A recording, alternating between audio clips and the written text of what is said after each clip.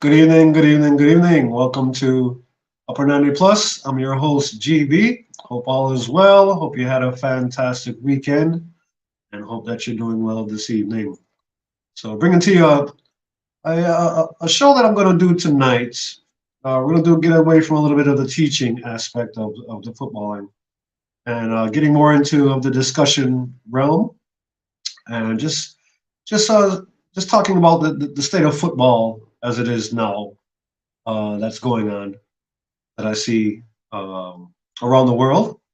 So just wanted to talk to you about, the game itself.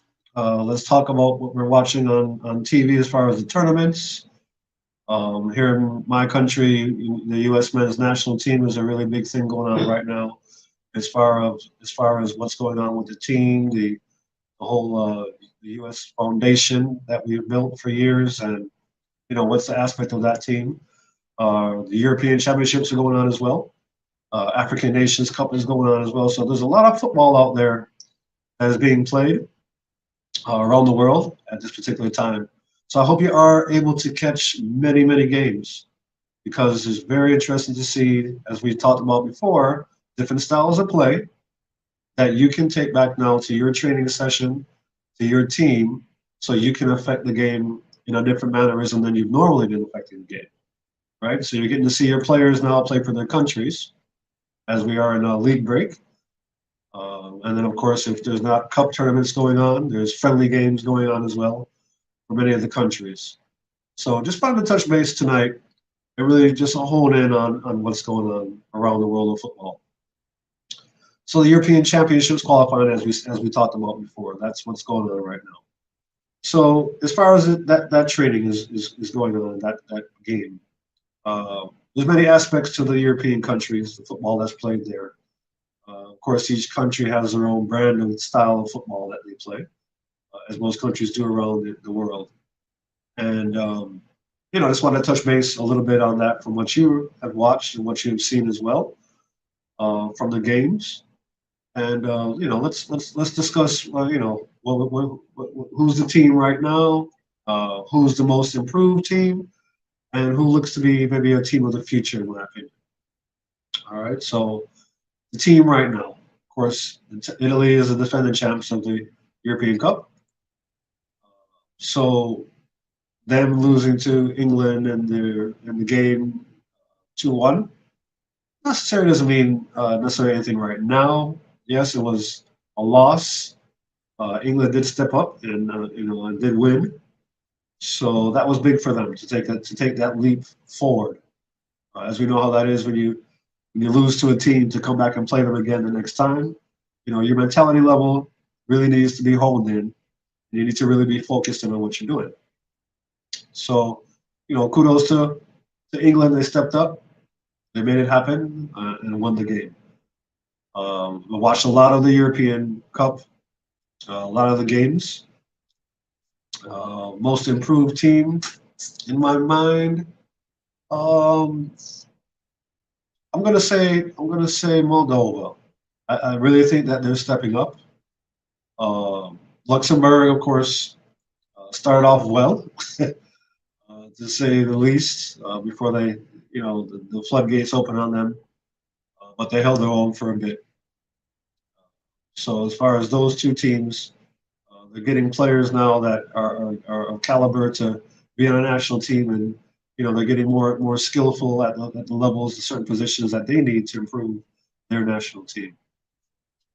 So future teams, I'm going to say Denmark. Denmark is definitely a team that I'm looking out for to do big things in the future.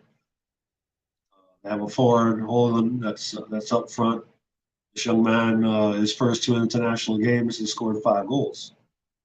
And he's looking to be a very powerhouse player playing in Spain right now for Atalanta. And over the summer, there's going to be a lot of clubs, big clubs coming after him. He's only 20 years old. Of course, they have Ramsgaard as well on the team. But I see Denmark really trying to do some things. The caliber of play that they're stepping up and doing right now. They're in that golden era with the older players, and then now they have a nice mix of the 20 somethings coming through as well. I see Denmark being definitely a future team to come through and maybe do something. All right, so African Cup of Nations is going on as well. If you haven't caught those games, as I told you before, there's many apps out there you can catch games. There's many apps on, that you can download on TV uh, that have games. I'm fortunate to have an app that records games. All games, of course, are nobody played at the same time, but they have the replays sitting there, and the replays sit there for years. So you don't have to necessarily have to worry about catching a game live. Yes, we all want to do that, but when there's 5 or 6 games going on at the same time, all right, so you're gonna have 5 or 6 TVs in your household going on? I don't think so. So catch an app that has games that are downloaded there. You can catch those at any time, and you can see what's going on with other teams. Take your time and watch them. As I said, check out the skill levels. Pick out a favorite team. Make it fun, especially with the family. You pick a team, the other family member picks a team, and let's see who wins, right? Doesn't really matter if you saw the score already, but check out the styles of play. Check out the crowds. See how into the games that these crowds are.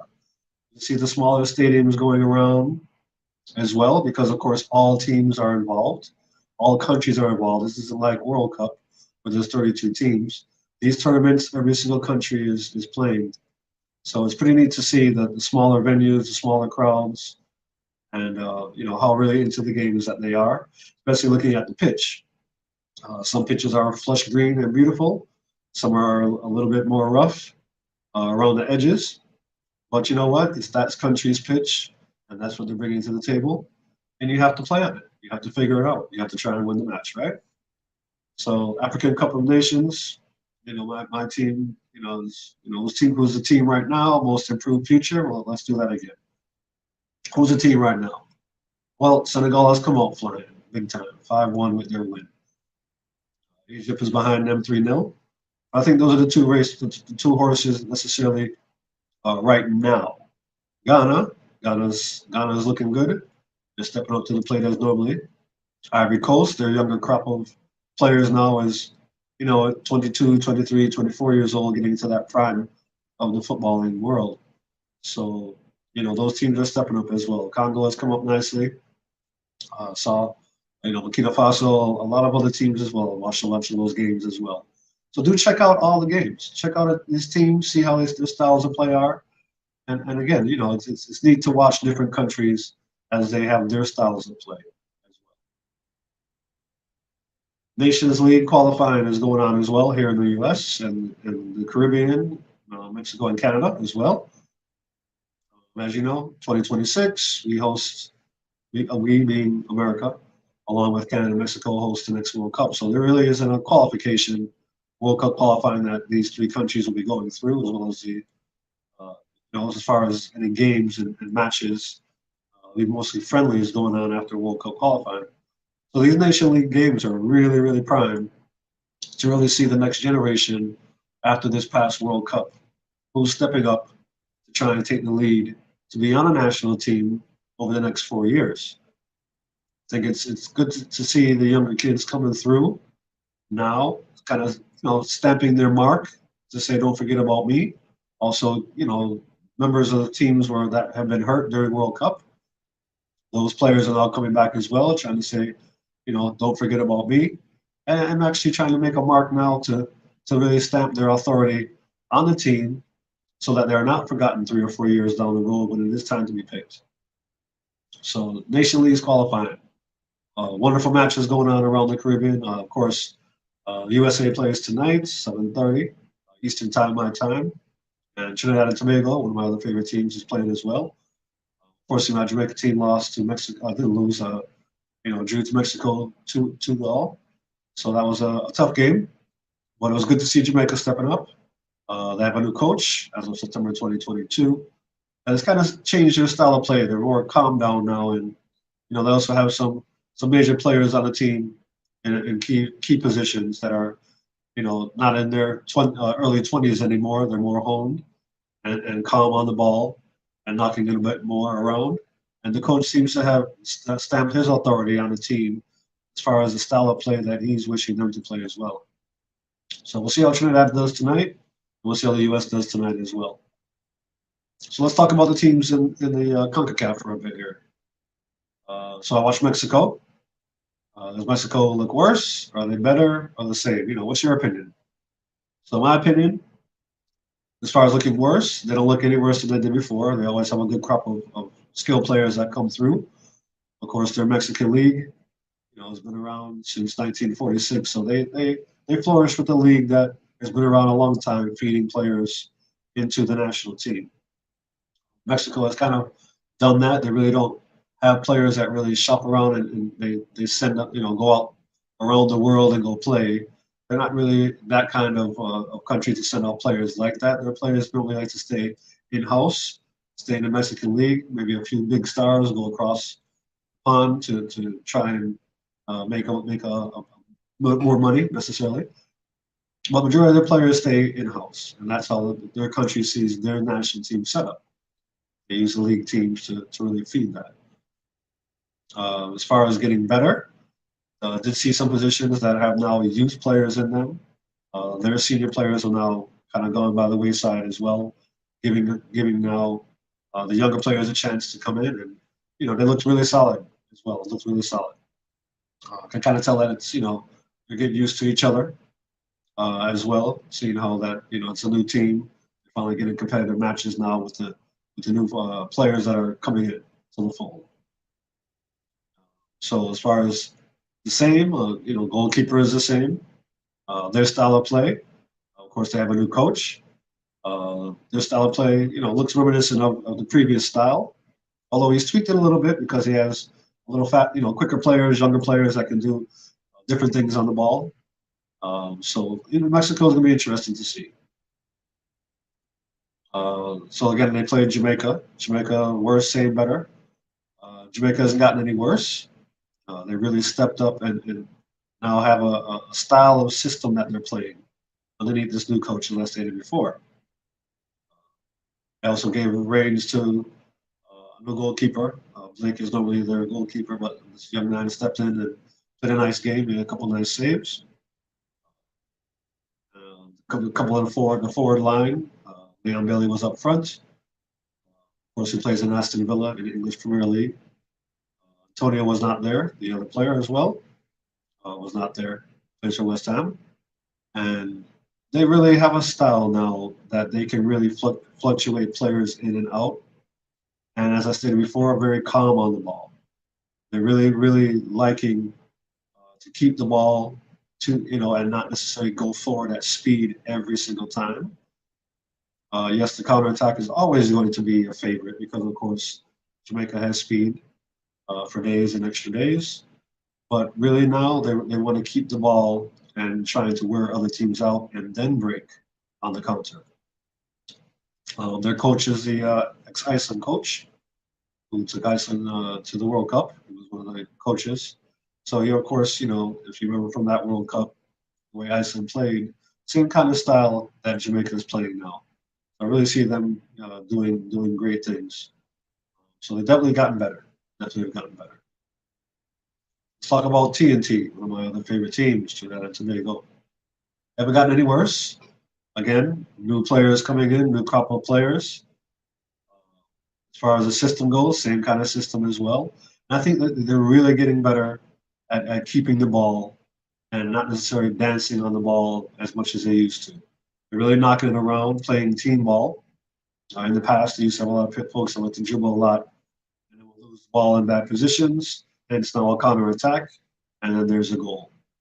So they're really playing more of a team concept, not necessarily an individual concept. I think that has to do with a lot of the younger players now stepping up. And then, of course, those 20-somethings now that are 24, 25 years old, they are stepping up as well, doing what they need to be doing.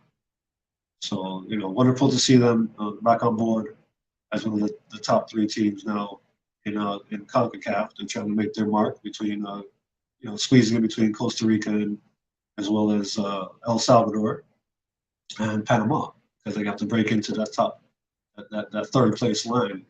So to compete against those teams, it's all about team ball, as those other teams do. And the three teams I just mentioned, playing very well too, playing very well. So just love the whole CONCACAF area as far as the football going on. Really, really high caliber. Saw a lot of good matches. Bermuda, Dominican Republic, Cuba, Guyana. Very, very, very solid match they played as well. But it's nice to see all these other teams, the smaller caliber teams, St. Kitts, and St. Martin, all these islands, the smaller islands, to see them actually playing a caliber of style of play now. They're kind of, I've seen everyone now kind of step up to the plate and really trying to help their national team to put themselves on the map and really hone their skills on the national team, bring something different to the table than before, as far as back in 10 years ago when it came to the islands playing football. So really, really neat. All right, so let's get to this. U.S. men's national team. Here we go. Are they worse? Are they the same? Are they better? What's your opinion? What's your opinion? All right, so I'm going to give it to you the way I see it. Are they any worse?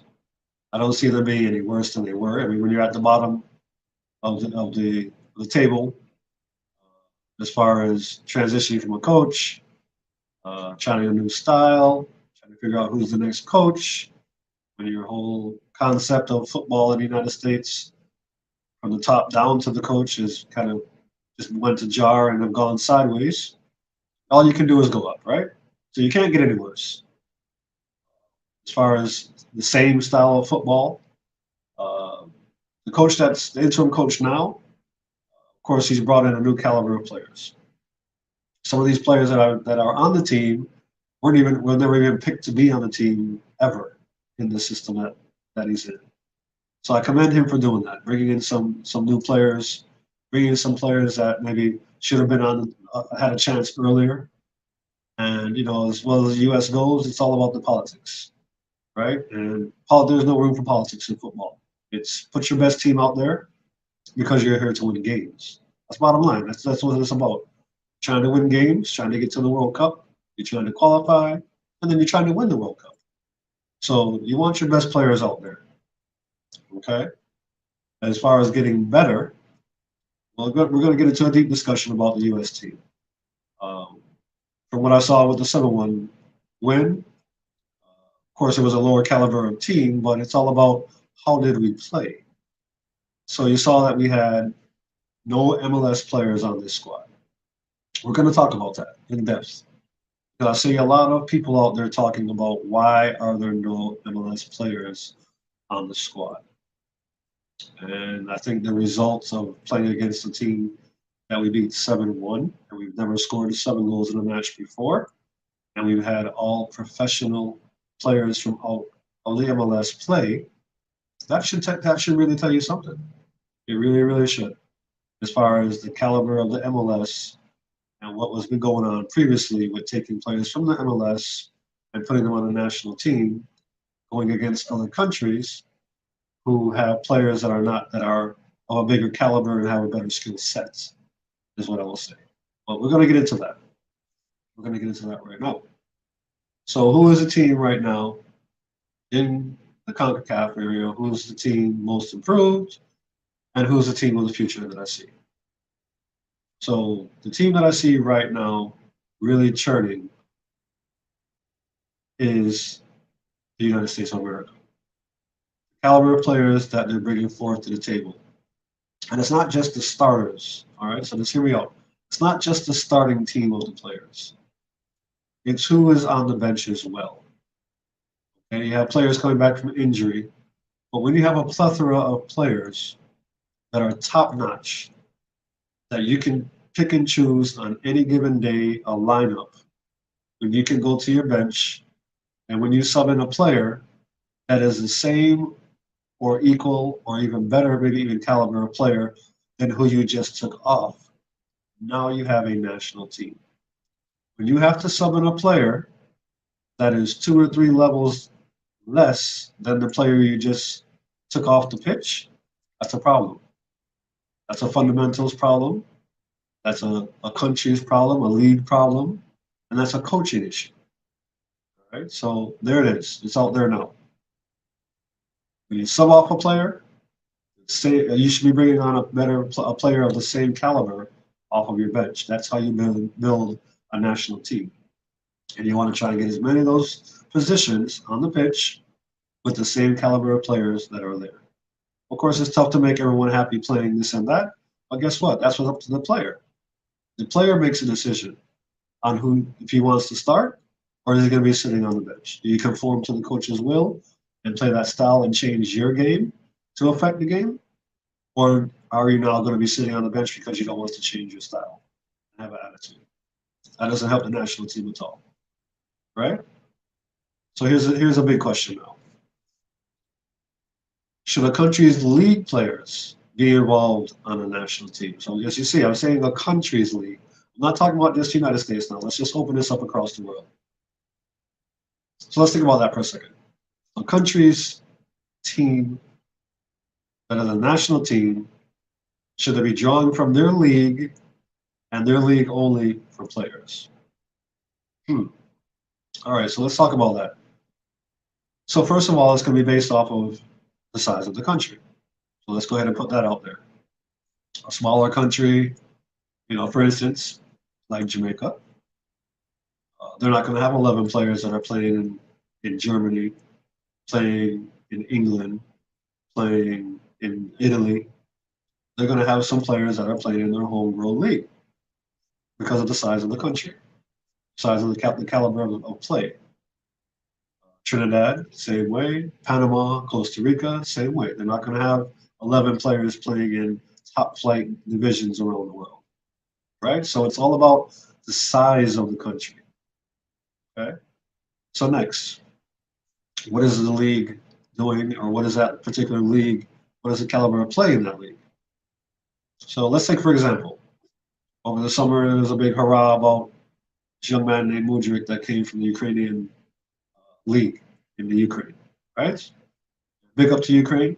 You guys stay strong. It's still going on.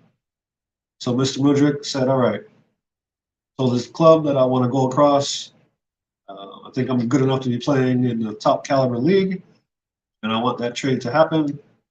So I want to be transferred out of here, and shop me around, and I want to go to a big club. So he comes from Ukraine.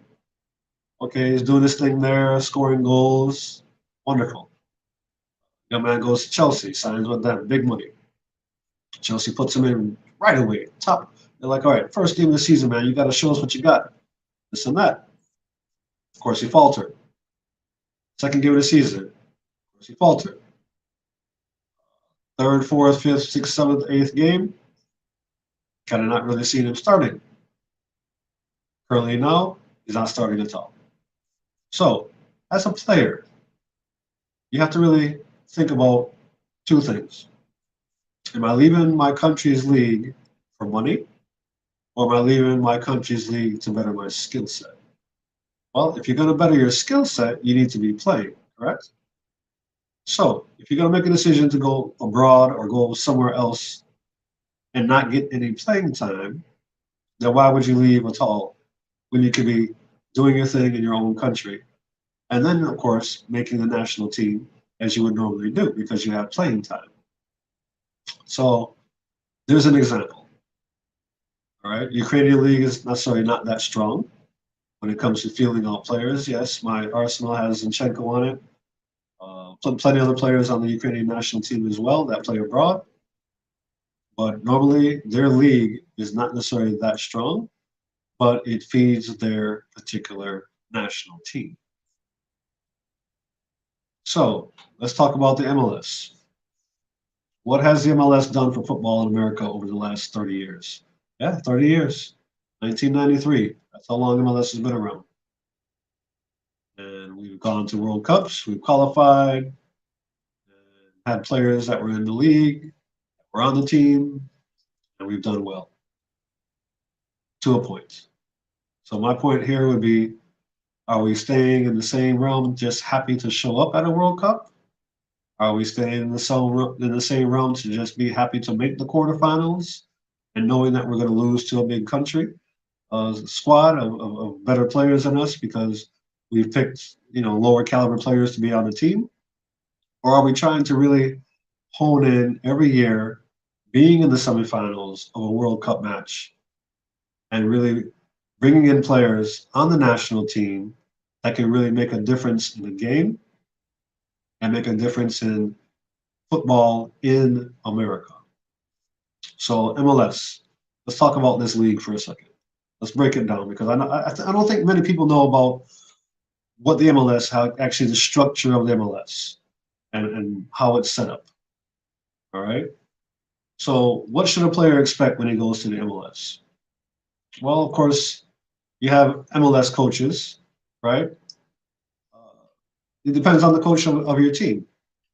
I did some history look up here, and there's a list of coaches that I was looking at for each team. And I was pretty shocked to see what particular coaches coach a major league soccer team, football team, I should say.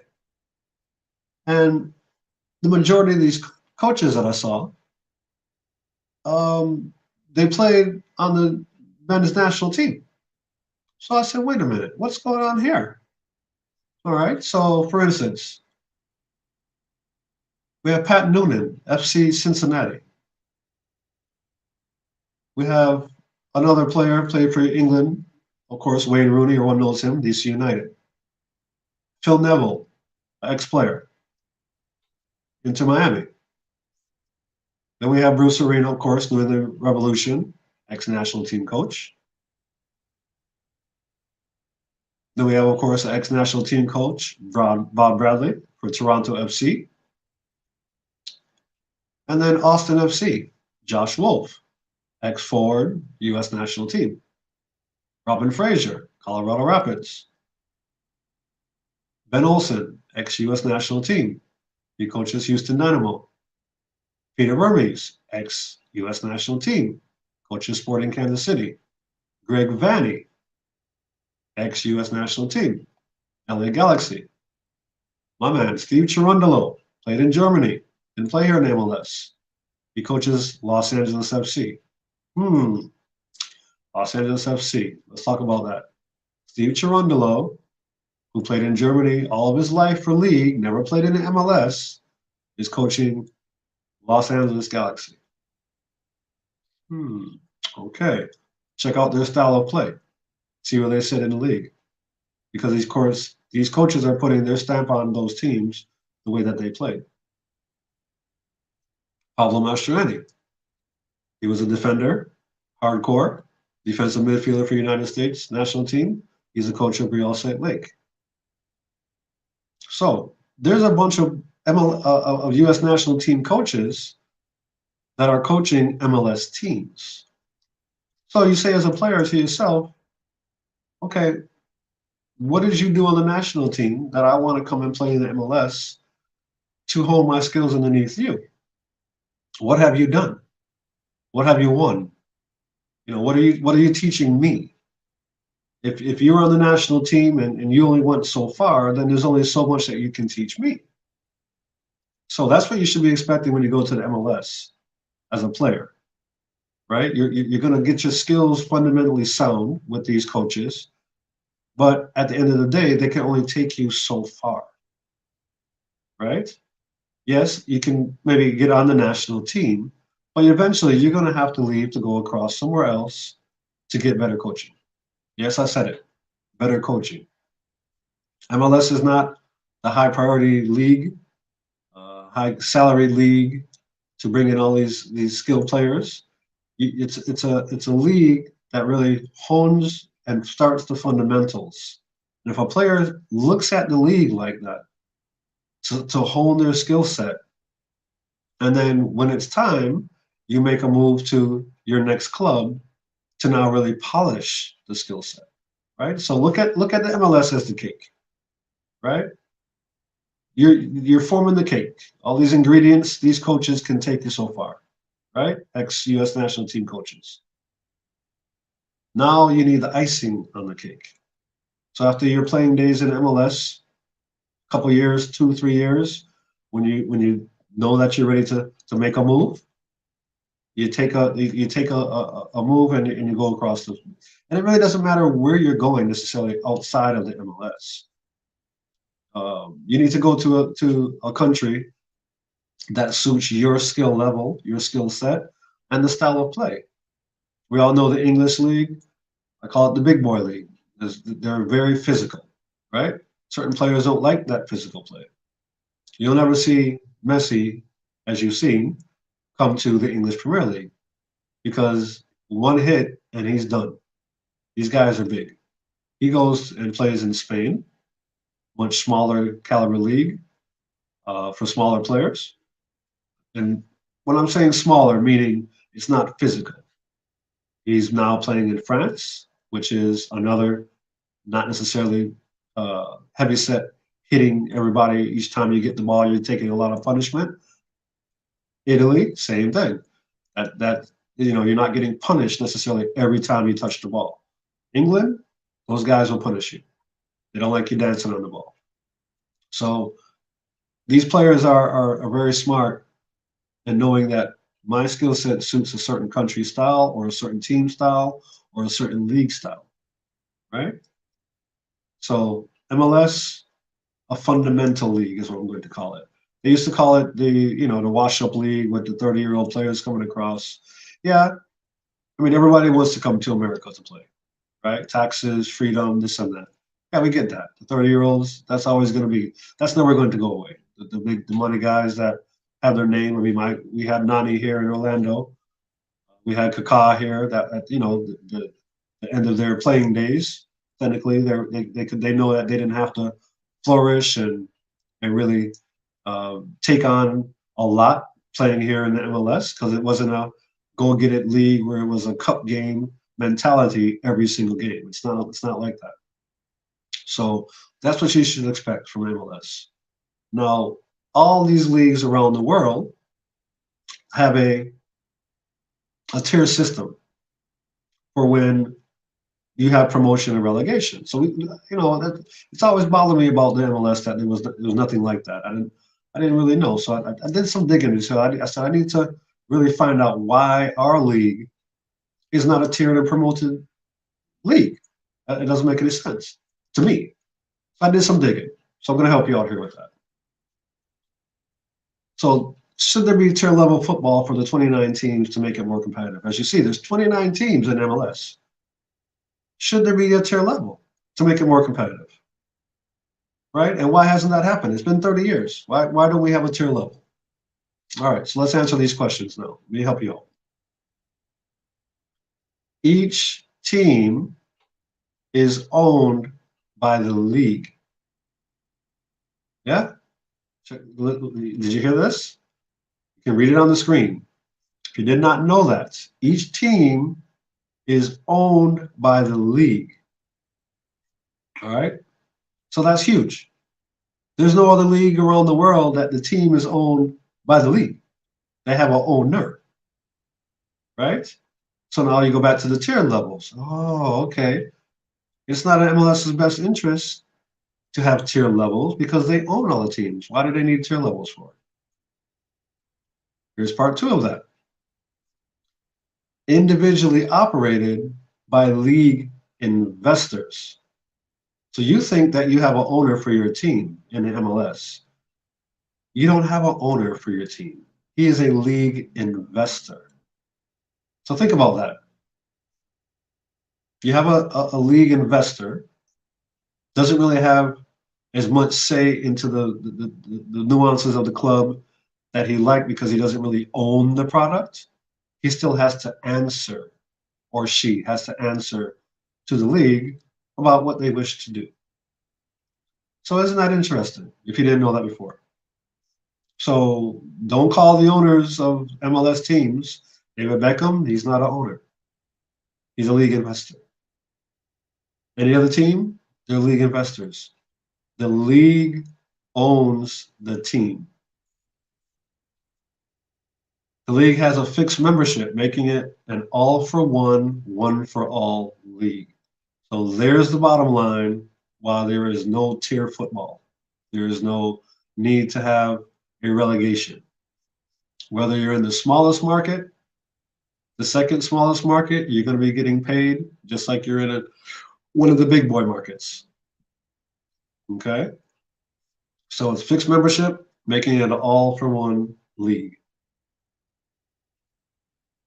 So MLS, they share the revenue and they hold, look at this, they hold player contracts instead of contracting, the players contracting with individual teams. Did you know that? Now you do.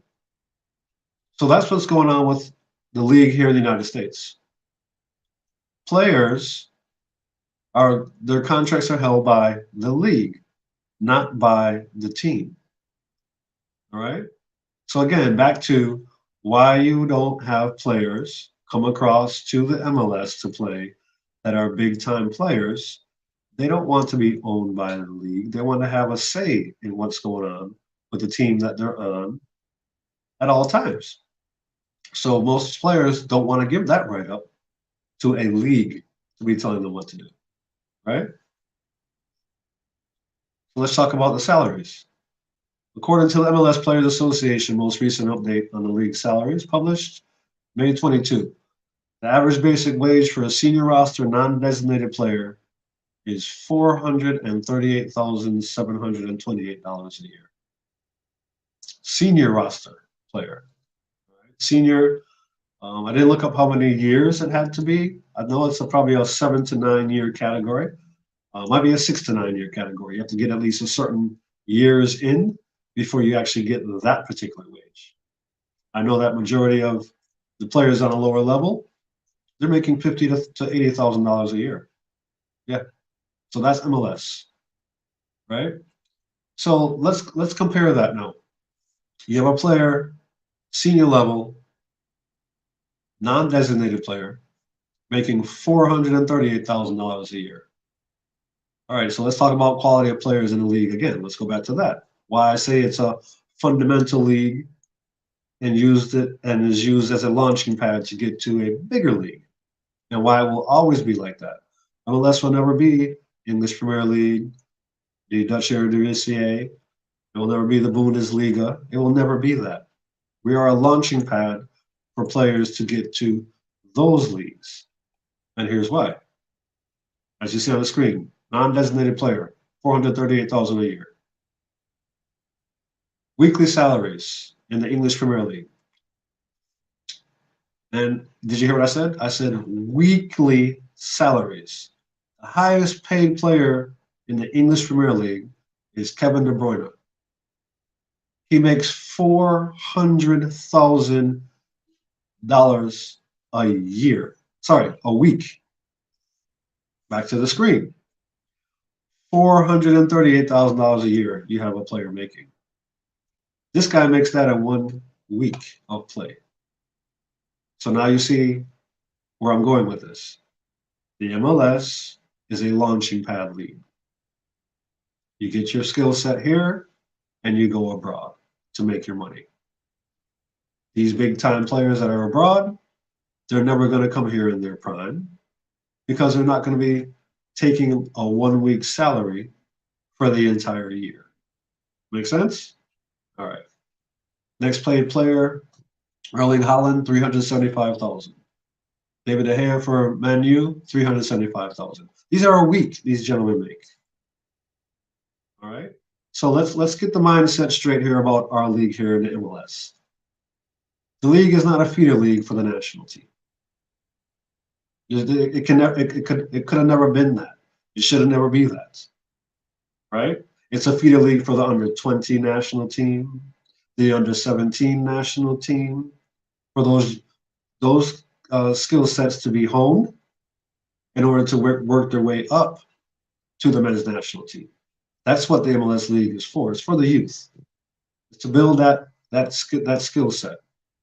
And if the MLS ever recognizes this, that cater to the youth, we're going to be a much better product on the pitch. We're catering to 31, 32, 33-year-old players and wanting those players to be a face of a franchise. It should be the opposite. We should be catering to the youth. That's how we build football here in the United States. Right? So if they change the mindset and do that, well, now we're going to have a core system of players every single year coming through because they have now the skill set to be honed and now can go to these MLS teams being coached by ex national team players that can get them to a certain level. And then now they go across the sea, go across the pond, go across to another country, fine tune their skills, and now we reap the rewards on the World Cup level. Look at the current team now. Tyler Adams honed his skills in Philadelphia, right? Aronson, sorry, not Philadelphia. Tyler Adams was in New York Red Bulls. Aronson, Philadelphia, right? DK here in Orlando.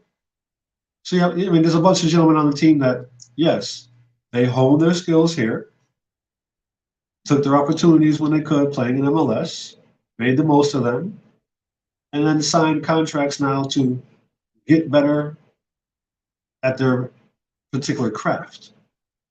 And yes, money's there, yes, but the whole thing is you're playing at a higher caliber level, you're getting better coaching, and then next now you're bringing that back to the United States to put us on the map to get us into World Cup qualifying, which is the whole reason why we have a national team.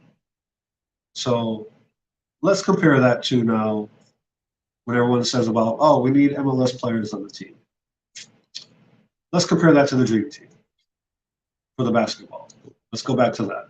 I know everyone knows that story. We had college players playing in the Olympics, and we were playing against professional players of other countries. And we were getting beat, and we get beat, and we get beat.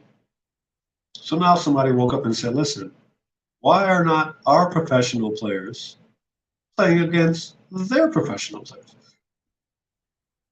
It only makes sense, right? Why are we taking the minor league of basketball, which is college basketball? I call it that's the minor leagues would be the college basketball.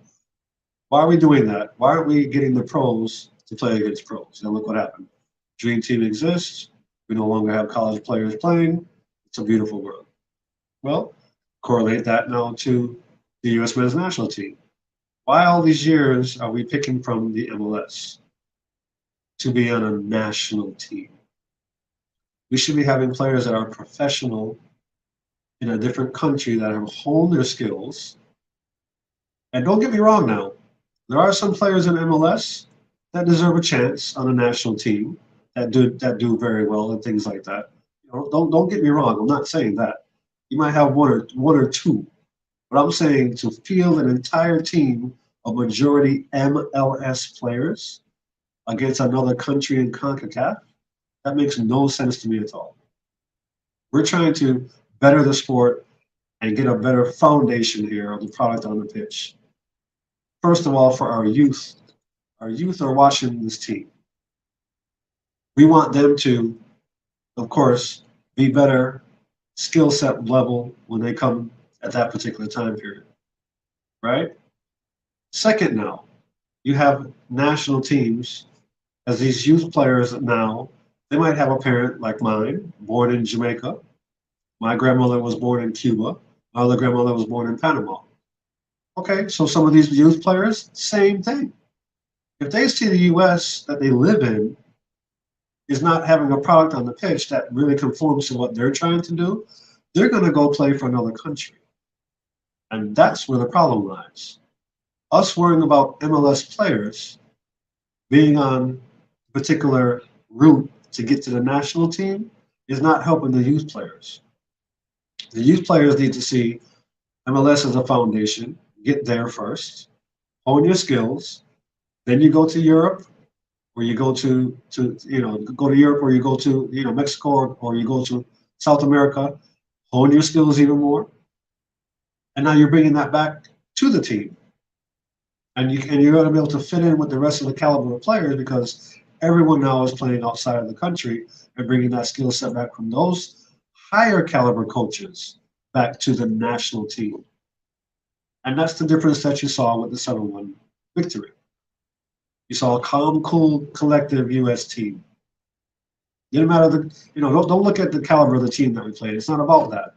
When you're watching football, you're watching to see if your style of play is any different when you play a smaller caliber team to a bigger caliber team. You should not be changing your style of play. It should always be the same. That's why we scored so many goals. We never stopped playing our caliber of play. We did not drop our caliber of play to the level of the opponent. Let me say that again. We didn't drop our level of play to the level of the opponent that we were playing. That's why the 7 goals came so easily. Because you have now professional gentlemen that are playing in a different country.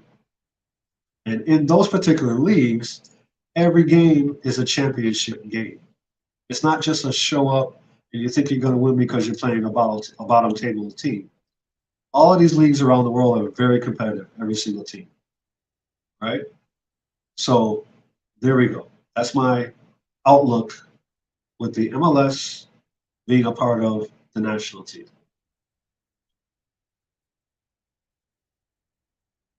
Here's the next piece we're going to touch on.